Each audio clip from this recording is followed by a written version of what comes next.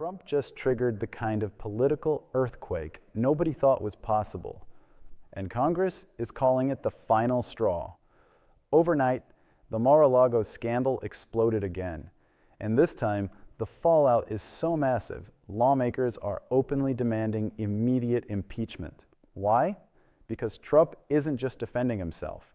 He's demanding $230 million from taxpayers for being investigated over classified documents found in his bedroom. The former president is trying to turn a national security scandal into a payday, and Washington is in full meltdown.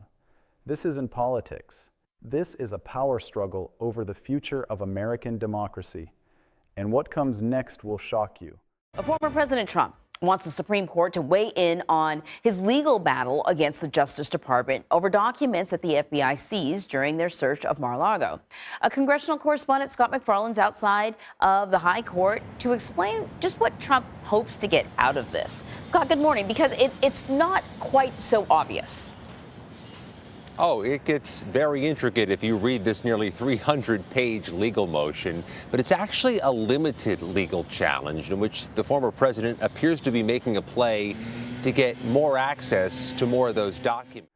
Let me take a deep breath and just lay this out, because what's happening right now is one of those moments where you see clearly whether a country still believes in the rule of law, or whether power has turned into a kind of immunity card for one man. We have a president who took classified documents out of the White House, stored them at his private beach club, fought the government when they tried to get those materials back, got hit with a criminal case. Watch that case disappear once he clawed his way back into power. And now he's demanding roughly $230 million from the Justice Department because they had the nerve to investigate him in the first place. That's not just audacious. That's a statement. I am above accountability, and if you try to hold me to the rules, you owe me money. Let's start at the beginning, because this didn't come out of nowhere. When Trump left office in January 2021, he didn't walk out with just some framed letters and personal notes. He left with a haul of government records. Some of those were routine, some were not. Hidden in those boxes were documents marked at some of the highest classification levels the United States uses. Information about national defense, intelligence sources, sensitive operations. Material that by law is supposed to be under tight control in secure government facilities, not stuffed in cardboard boxes at a social club. We begin with that breaking news. President Trump asking the U.S. Supreme Court to intervene over the seizure by the FBI of documents from his home at Mar-a-Lago, the latest shocking development in this legal battle. Let's bring in CNN's Jessica Schneider, as well as Joan Biskupic. Jessica, what do we know about the president's filing here? Well, we know that the president pretty much lost about 2 weeks ago in the 11th Circuit when they overturned part of the district court's order. So now what he's doing is he's going to the Supreme Court on appeal here, but he's doing it on a very limited basis. He's asking the Supreme Court to only vacate part of what the 11th Circuit said because he wants the special master to continue reviewing those 100 classified documents. The National Archives, whose entire job is to safeguard our historical and government records, pretty quickly realized there were gaps. Certain documents that should have been turned over simply weren't there. They didn't storm the gates. They didn't call in SWAT. They did what bureaucrats always do. They wrote letters, made phone calls, tried to quietly fix the problem. For months, they nudged and negotiated with Trump's team, trying to get back what never should have left federal custody. After a year of this dance, 15 boxes finally came back from Mar-a-Lago. Archivists opened them, looked inside, and saw those markings: classified, top secret, restricted. That wasn't a small clerical error. That was a flashing red light. It said, if this much classified material is in the boxes we did get back, what's still down there that we haven't seen? At that point, the archives did what they had to do. They referred the matter to the Justice Department. Now, put yourself in the shoes of the investigators. You've been told a former president has retained classified documents at his home. You don't know how many. You don't know where they are. You don't know who has access. You do what prosecutors always do first. You ask. You send requests. You negotiate with the lawyers. You give every opportunity for voluntary compliance so this doesn't have to become a confrontation. Trump's lawyers responded by saying, essentially, don't worry, we checked. Everything's back where it belongs.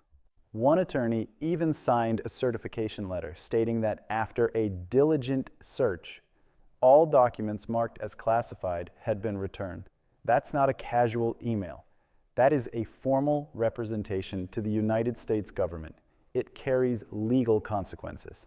It's the kind of document prosecutors point to later and say, you knew, you lied. And then came the search. After months of back and forth, after that certification, after the government still had reason to believe more materials were missing, the FBI went to a judge, laid out probable cause, and got a search warrant. Agents went down to Mar-a-Lago, not with tanks or dramatic TV music, but with a court order and a job to do. They searched the storage room, they searched the office, and later reporting shows they found sensitive documents in Trump's own bedroom. We have to pause on that. Classified documents in a former president's bedroom at a club where events are held, where members and guests and foreign nationals travel through the property all the time. This is not some secure bunker under a mountain. This is a business. Staff need access to clean, to repair, to deliver things. Members and their guests come and go. We do not know who saw what. We do not know who might have been near those materials. That is why rules exist. That is why the government takes handling of classified information so seriously. The search turned up over 100 additional classified documents, even after Trump's lawyer had sworn that everything had already been returned. That's not a misunderstanding about packing boxes. That's not, oh, I accidentally took a memo in my briefcase. That is sustained noncompliance. That is, at minimum, reckless disregard, and at worst, deliberate concealment. And it is exactly the sort of behavior that would get a lower-level employee fired, prosecuted, potentially jailed. So the Justice Department appointed a special counsel, Jack Smith, to take this out of the normal political chain and conduct an independent investigation. His team interviewed witnesses, subpoenaed materials, tracked how boxes moved around the property, pieced together who knew about what, who said what, and when. They built a case. A grand jury heard the evidence and approved indictments. Trump was charged with willful retention of national defense information, obstruction of justice, and related crimes. These aren't process crimes. These go to the heart of whether the President of the United States respects the national security rules that everyone else has to follow. For a while, it looked like this case would actually go to trial. And if you remember that period, you remember how loud the spin machine got. Trump and his allies went on television to call the investigation a witch hunt, a deep state revenge plot, a political hit job. They didn't argue that the documents weren't there. They didn't argue that his lawyers hadn't signed the certification. They argued that Trump, uniquely, should be immune from consequences, that he could wave his hand and declassify things in his head, that it didn't matter what the law said because the law should bend to him. Then came the election. Trump returned to the White House, and under long-standing Justice Department policy, a sitting president is not prosecuted. That policy isn't written for him. It's an institutional position meant to preserve the independence of the executive branch and avoid paralyzing the government. But he benefited from it. The case was dismissed. There was no jury verdict, no formal acquittal. Just a recognition that the Justice Department will not put a sitting president on trial. Now here's where the story takes that truly surreal turn. Having avoided a trial because of his own return to power, Trump is not satisfied with simply being free. He's now demanding that the Justice Department pay him about $230 million in damages for the investigations he faced, not just the Mar-a-Lago probe, but others as well.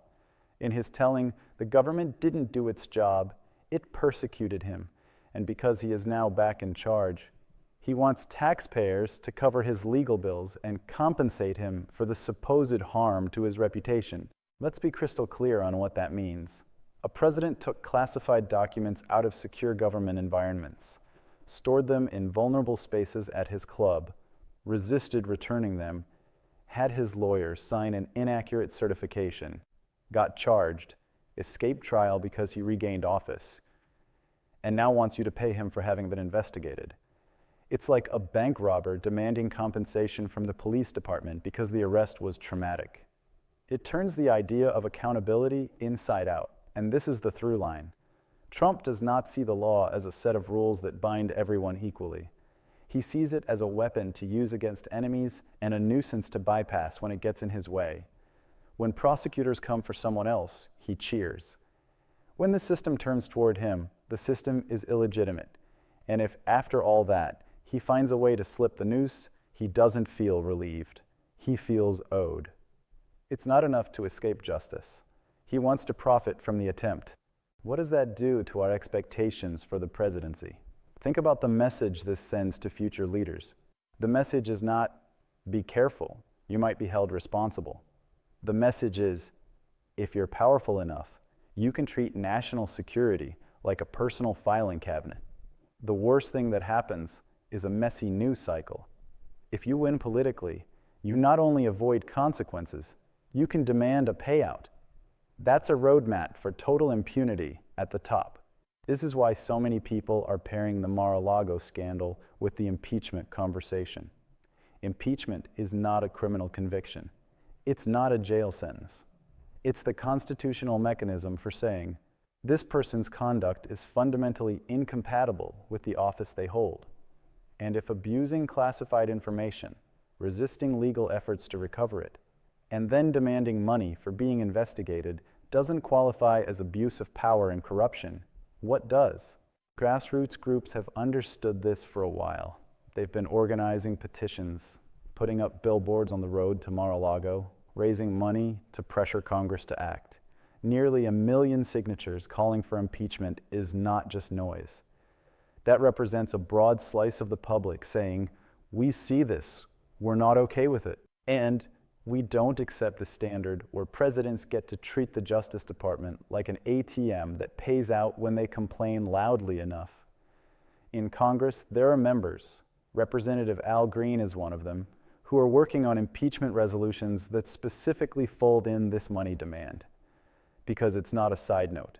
It reveals Trump's mindset. It shows how he interprets the presidency, not as a trust, not as a duty, but as an asset that should shield him from consequence, and when things get uncomfortable, compensate him financially. That is the exact opposite of what public service is meant to be. Now, you will hear his defenders say, but the case was dismissed. Doesn't that prove it was all political? No, it proves that our system has structural protections for a sitting president that can be exploited by someone who wins office and then uses that win to shut down accountability. Dismissal because of a policy against prosecuting a sitting president is not the same thing as a jury examining the evidence and declaring him innocent. Those are different universes. One is a legal shield. The other is a factual judgment. Trump never had to face the second, and that gets us to a darker point. The more times Trump walks away from serious allegations without real consequences, the more he learns the same lesson. The rules are negotiable. The guardrails are soft. Other people might pay a price for lesser conduct. He doesn't. He can push the envelope, tear it, and then set it on fire. Because instead of a hard no, he gets a shrug and a news cycle, and then everyone moves on. So when he now demands $230 million from the Justice Department, it's not some random crazy filing. It's a flex. It's him saying, I can take your institutions, twist them, and dare you to stop me. I can turn a scandal into a check. What are you going to do about it? And right now, the honest answer is, we don't know. Congress has the power to respond. The Constitution gives them that power. But do they have the courage? This isn't just about one man's ego. It's about how seriously we take the rules that are supposed to protect national security. Ask anyone who's ever worked with classified information in the military, in intelligence, in a federal agency. They get lectured constantly about proper handling. They lock documents up. They sign them in and out. They sit through training about the risks of compromise. For those people, mishandling material isn't a political game. It's a career-ending, sometimes freedom-ending mistake. Now imagine watching the president drag boxes of classified material down to a beach club, stash some of it in a ballroom closet and his private bedroom, fight the government when it tries to fix the problem, and then send a bill to the taxpayers. What does that say to every lower-level person who has ever been punished for far less? It says there are two systems, one for ordinary Americans who are held to the letter of the law, and one for the guy at the top who can treat those laws as optional and then demand a payout for being mildly inconvenienced. That's corrosive. It doesn't just offend some abstract principle. It eats away at trust, inside government and out. If people on the inside don't believe the rules will ever be applied evenly, they stop taking them seriously. If people on the outside see that the most powerful person in the country can openly profit from misconduct, they stop believing that the system is capable of self-correction. Cynicism becomes the default. They all get away with it becomes the story.